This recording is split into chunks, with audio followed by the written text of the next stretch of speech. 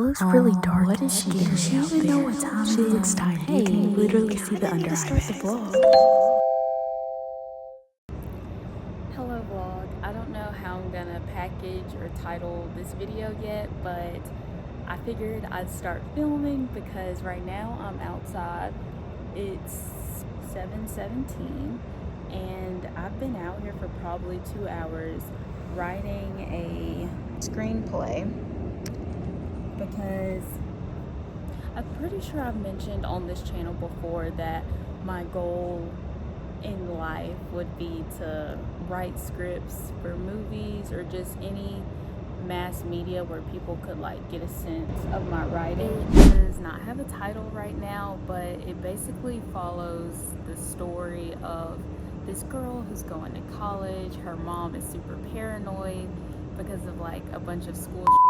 Mind you, I got inspired to write this based off the Michigan University shooting that took place, so trigger warning. But yeah, her mom's super paranoid, doesn't want her to go. The whole film is like people gaslighting the mom into like, you're crazy, this isn't gonna happen, like just calm down. Spoiler alert, the girl is going to die. But I don't really know how I want to end the film yet because I want it to end off on a happy ending but kind of a cliffhanger because I want it to be like a sequel if I wanted to keep writing. Right now I just have bullet points that I'm working on. I haven't actually put it in like film screenplay format, but my professor that I'm going to show this to graduated from Yale Drama School, so hopefully he will be a big help in helping me fix all this up and getting it off the ground. I also don't know what I plan on doing with this. Maybe I could like get it to the point where I could enter into a film festival or something. I don't know. Just I figured since this is something that I'm interested in pursuing as a career, then I might as well get started. So that's what I'm doing right now. I think I'm going to title this video something along the lines of just do it, and throughout the week I'm going to be showing you things that I want to pursue and show basically how I get there. Oh my gosh, I'm like constantly looking around because it's dark and I feel like people are watching me, but yet there's nobody here. Alright you guys, good night from the Grove. I am not done with the screenplay, but I'm packed up and I'm leaving because it's a little bit after 8 o'clock now and I'm paranoid. I feel like there's people watching me. It's too dark. I can't see anything. It's just not a good atmosphere right now. So yeah, I'll try again later, but it can't be too much later because I actually have to submit this to my professor in 4 days. So yeah, anyways, I'll see you guys in the next clip. Either I'll be writing again or I'll be doing something else productive. So good night from the Grove. Good afternoon you guys. I just got back from church and I got a really good word, so we're gonna have a quick debrief in the car. So of course the thing that I want to do well in or pursue is a good relationship with God. And when I tell y'all this word was just so timely today, God was on my pew, like he was speaking to me. And so I'm literally so hungry I can't even think. Hold on, I again took notes.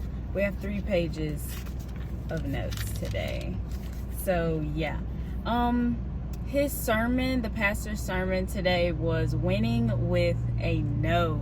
And it was all about how sometimes in life you're gonna have disappointments, you're gonna get told no, you feel like it's a closed door. But basically he was just talking about how sometimes no's are a blessing in disguise, and also that God's grace is sufficient to carry you through that season of a no. So one of the points that I loved was a lot of the times when we get told no, we're trying to figure out if we're getting what we deserve. And he talked about pride a lot of the times with when you get a no. Sometimes God is protecting you from being conceited, because he talked about gifts and talents and how dangerous it is to operate in those without anointing from God. And so I love this point that sometimes when you get a no, you don't need to try and figure out, like, did I do something wrong? Is this my fault? Just, you need to be humble and realize that God has his own way of getting you to that blessing that you want. And let's see what else. Oh yeah, he talked a lot about sometimes your no could be you may not necessarily be ready for the blessing that you think you want right now. It's not a definite no, but it's a delayed no. So that was really good. He talked about a surviving grace, which is basically when God gives you the strength to endure that season of no. And I just thought the word was so good. Hold on, because I'm the only one in the parking lot now. I am going back to my apartment because I have been in church for 2 hours and my stomach. Anyways, yeah, I'm gonna go home now and get some food. I have half of my Jimmy John sandwich. Y'all can't see it. I'm gonna see if I can try and show y'all. I don't know if you can see out there all that white stuff. Yeah, those are cotton fields. So there are certain aspects, this is so random, I'm just rambling now. There are certain aspects of going to school, where I go to school, you know, you just fully can't immerse yourself in the atmosphere, is all I'm gonna say. And speaking of immersing oneself, that is what I'm doing in this clip, just getting in touch with all of my inner thoughts and journaling. Like I said, I am journaling. I'm not finished, but we've got a good bit written down already. And I'm honestly figuring out that, I don't know if you guys have heard of different attachment styles. There's anxious attachment style, avoidant attachment style, and I think there's one called disorganized where you're a little bit of both. But I am definitely an avoidant attachment style, and it's basically where you fear vulnerability, and so it's harder for you to open up to people. And I heard that one of the ways to combat that and maybe break out of that cycle is to be self-aware and to journal. So that's what I'm doing, and I'm just writing out like things that typically trigger that behavior for me, and just trying to figure out why I tend to distance myself or avoid conflict when it comes up. So yeah, this is a very like therapeutic process, but also it makes me want to cry, and I'm not in the mood for that right now. 2 seconds later. Oh my gosh, are you okay? Wow, she really cried. You know, we're just not even gonna say anything. We're gonna pretend that this did not happen. Sure enough, life goes on, and this is the next morning, me in class, because of course I want to do well in school, so here I am. To eat, but yeah, I'll see you guys when yeah, I'll see you guys when y'all, I hate filming on campus. It's so nerve-wracking, but right now I am headed to Chick-fil-A first, even though it's only like 9 in the morning. I'm starving. I really need something to eat. Then water ASMR from the lovely fountain. This campus is so pretty. But yeah, I'm going to get Chick-fil-A, and then I'm going to print some papers for one of my creative writing classes. I have to print 22 copies of a poem that I wrote. So I'll see you guys. I've literally been here for 30 minutes trying to print this paper. One of my red flags is I don't know how to ask for help, so I've just been trying to figure it out, and I still can't figure it out. It is interview time, and I don't know if you guys can see the fit, but we're wearing these white pants. At first I was like, Shayna, you shouldn't wear the white pants, whatever. And I was like, you know what? I paid $30 for these pants, so I'm gonna wear them. I meant to mention earlier, I initially applied for a writing position here, but I'm meeting with them today because they declined me from the writing position, but they were like, you might be able to fit in somewhere. So hopefully today I can negotiate my way into a writing position and just like ask if there's any flexibility or possibility that I can write. So that's where we're headed to now. I have my earbuds in, literally just listening to beats or instrumentals of music, just trying to mind my business because I did see a truck with a Confederate flag. So, you know, we're just vibing over here.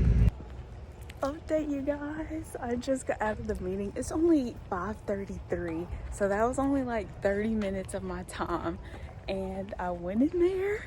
I honestly didn't even know where I was going at first. He was like, what are you interested in? And I just told him, like, I want to write, like, I'm here to write. He kept telling me, like, you could do these collaboration positions where you could do a little bit of writing and design. And then I was like, okay, so those writing positions are open? And then he was like, yeah, of course.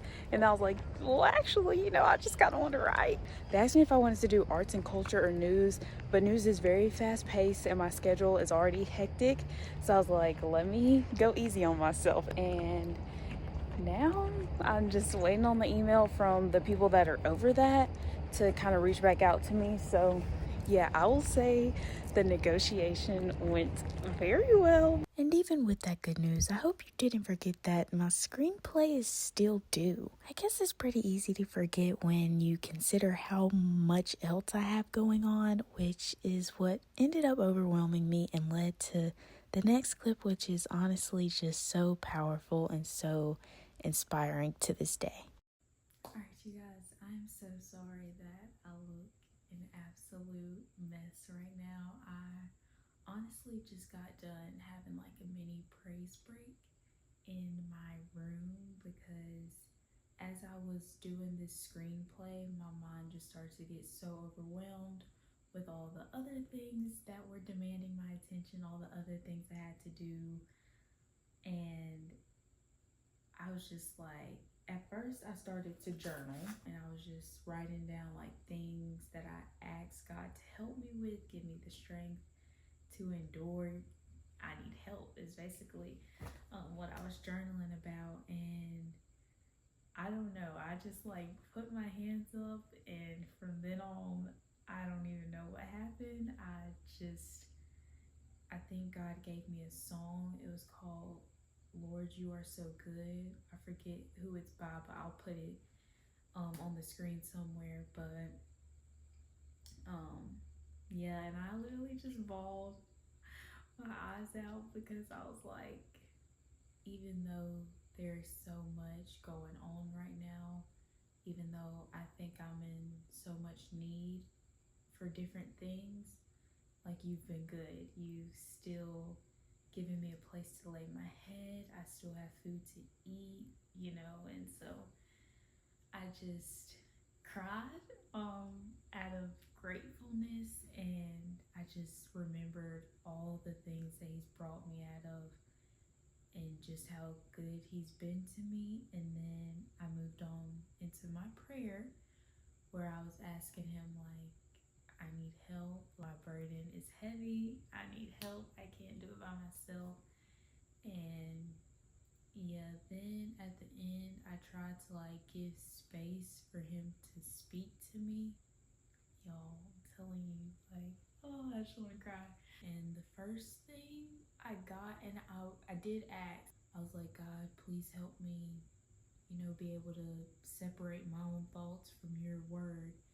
And so what I think I got from him was to be humble.